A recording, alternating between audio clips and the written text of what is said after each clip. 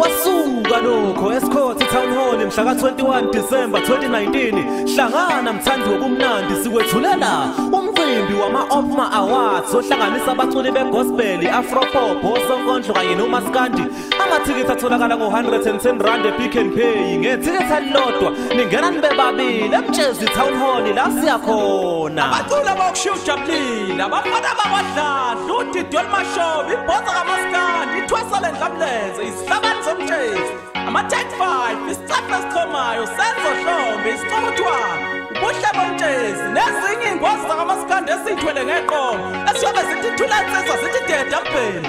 Abaphathi bohlelo isiqhuqho sayintombi uMfokamtshali uMantshinga omkhulu, uSenzo MC Maqusi nevuthevuthe ishishenzo Khahlamba zobe zikhona. Ulindo Kuhle Nkwanyana, uThulani Jele, uZama Mazibuko, uLindiwe, uRox Gwala, uBest A, uSipho Sonkondlo kanye nabanye abaningi. eMtshezi Town Hall la siyakhona.